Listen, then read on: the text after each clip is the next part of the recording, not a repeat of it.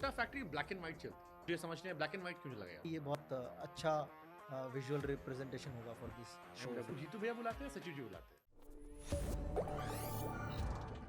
Kota factory black and white चलती है। मुझे समझ नहीं आया ब्लैक एंड व्हाइट क्यों लगाया आप लोगों ने, क्यों कलर में रखा उसे। ये काफ़ी डायरेक्टर का जो डायरेक्टर है हमारे राघव सुब्बू जिन्होंने सीज़न 1 और सीज़न 2 डायरेक्ट किया है, उनका बहुत कन्विक्शन था कि ब्लैक एंड वाइट होनी चाहिए। बहुत सारे रीजंस हैं उनके, एंड पहला रीज़न यही था कि हाँ ब्लैक बोर्ड और वाइट चॉक से की दुनिया होती है बच्चों की, सारे टीचर्स की जो भी वहाँ पे होते हैं उसी के अराउंड पूरे टाइम 1.5 घंटे के लेक्चर होते हैं, तो दिन में 4-4 लेक्चर होते हैं या 3-3 लेक्चर होते हैं, तो ये मान लीजिए कि पूरा दिन उन्हें वो ब्लैक एंड वाइट देखना पड़ता है।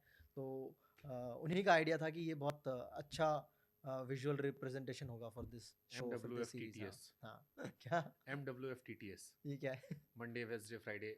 हमारी कोचिंग जब हम करते थे तो ओह, 3 दिन पड़ती थी, अच्छा। Monday Wednesday Friday. हाँ हाँ हाँ, वो 11th में ऐसा होता था, 12th में फिर हाँ रोज होती थी। हाँ, ट्यूसडे थर्सडे हाँ हाँ सैटरडे हाँ, MWFTTS। कुछ बैचेस मंडे से होते थे, कुछ बैचेस ट्यूसडे से होते थे। हाँ, तो अभी जब आप निकलते हो, क्योंकि अभी पंचायत भी बहुत बड़ी हिट हो चुकी है, पंचायत भी एवरीबडी टॉकिंग, और सारे कैरेक्टर्स जो है वो सुपर डुपर हिट है। हर इंसान को लेकर मीम्स है, सोशल मीडिया खोलिए आप, गाने आप लोग के भरे पड़े हैं। लोग जीतू भैया बुलाते हैं, सचिव जी बुलाते हैं।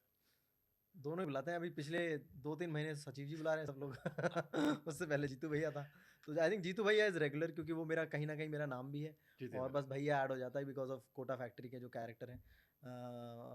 मोस्टली जीतू भैया बुलाते हैं, बट हाँ जब पंचायत आता है तो उसके 4-5 महीने सचिव जी बन जाता हूँ मैं। आपके दिल के ज्यादा करीब कौन है?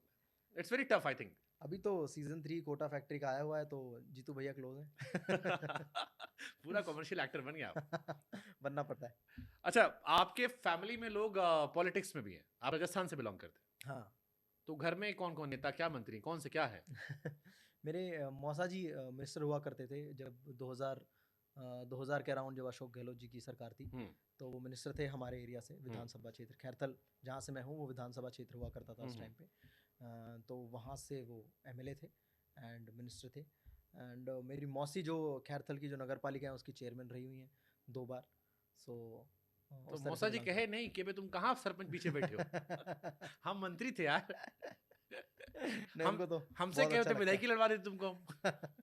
उनको तो बहुत अच्छा लगता है वो सब देख के, कि हाँ ऐसा कोई शो आया जो एक्चुअली वहाँ की कहीं लाइफ से मिलता जुलता है। बट ये कैसे पॉसिबल हो कि अगर हम इस चाहे कोटा फैक्ट्री को देखें या फिर आप ये पंचायत देखिए, बड़े रिलेटेबल चीजें हैं। मतलब मैं जीतू भैया के कपड़े भी देखता हूँ तो मुझे एक छोटे शहर का एक छोटा आदमी समझ में आता है, जो स्टोव पे खाना बना रहा है, जिस तरह से खाना चल रहा है, प्लास्टिक की कुर्सियां जो नजर आ रही, हर एक चीज पर ऐसा लगता है कि बड़ा बारीकी से काम किया गया है। तो ये आप लोगों ने प्लान किया था, मतलब क्योंकि अब ये कल्ट बन चुका है, everybody is talking about it, but इसके पीछे बहुत छोटी छोटी चीजें, बहुत बारीकी चीजें हैं। आप हर एक कैरेक्टर के कपड़े देखते हो, विनोद से लेकर जितने भी हैं, राकस, सबका कैरेक्टर जो है वो बहुत रिलेटेबल है। तो ये कैसे थॉट, इसको आप लोगों ने कैसे इतनी डेप्थ में काम कर लिया?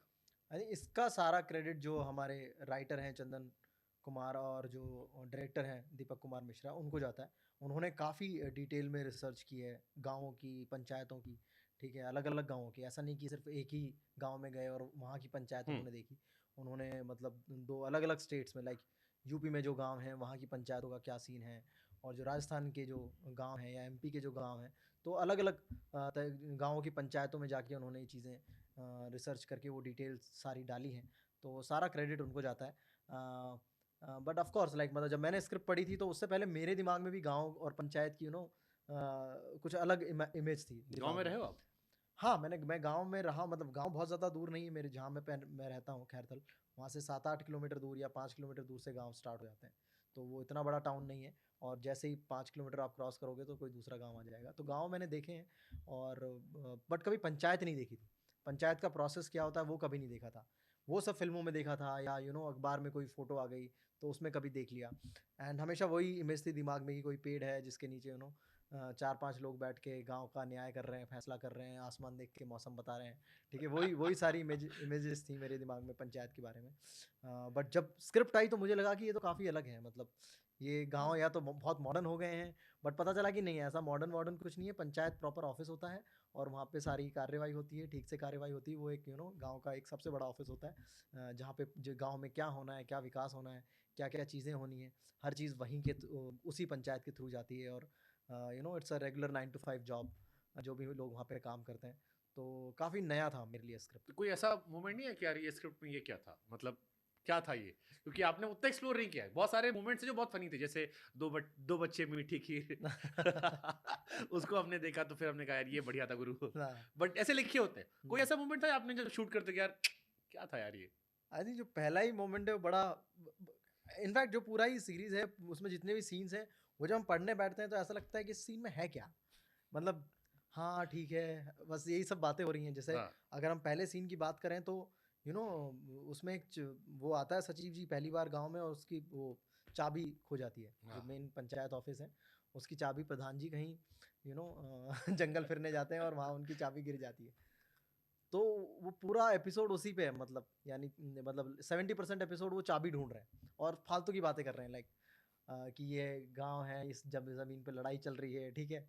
तो पढ़ के देखोगे तो ऐसा लगेगा कि यार ये किस तरह की बातें हो रही हैं, कोई डायलॉग नहीं है, कैरेक्टर्स कैरेक्टर्स का कोई अलग से पर्सोना नहीं है जो स्क्रीन पे ऐसे निखर के आएगा या वैसा कुछ जब पढ़ोगे ऐसा लगता है।